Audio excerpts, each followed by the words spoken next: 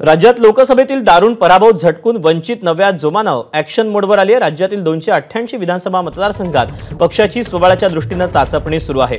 अधिकचे अपडेट जाणून घ्या। उमेश अलोणे आपल्या सोबत आहे। उमेश, दीपक, लोकसभेत वंचितची जी वाताहत झाली त्यानंतर आता विधानसभेच्या दृष्टीने 288 मतदारसंघात वंचित स्वबळावर तयारी करते आहे असं म्हणता येईल। कारण वंचितनं प्रत्येक जिल्ह्यात आपले निरीक्षक पाठवल्याने विधानसभा मतदारसंघांनी काही उमेदवारांच्या मुलाखती घेतल्या आणि ज्या ठिकाणी मुलाखती झाल्या नाही त्या ठिकाणच्या उमेदवारांचे ऑनलाईन आणि पक्षाच्या कार्यालयात त्यांनी अर्ज मागवलेले आहे। आणि सर्वात महत्त्वाची दीपक गोष्ट जी आहे की लोकसभेत जो पराभव झाला त्यानंतर विधानसभेत आता महाविकास आघाडीसोबत किंवा जरांगेसोबत किंवा इतर कोणत्या राजकीय पक्षासोबत वंचितची आघाडी होण्याची शक्यता धूसर आहे।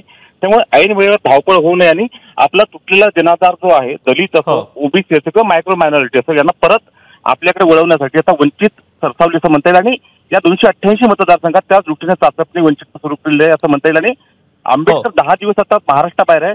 आंबेडकर जेव्हा महाराष्ट्रात येतील तेव्हा पूर्ण 288 मतदारसंघाचा आढावा जो आहे तो पक्षाची वरिष्ठ जी समिती आहे ती आंबेडकरांसमोर ठेवेल आणि 288 मतदारसंघाचा निर्णय पुढच्या 10 दिवसांनंतर होईल आणि वंचितनं तयारी सुरू केली असं म्हणता येईल। दीपक, उमेश, धन्यवाद दिलेल्या सविस्तर माहितीबद्दल।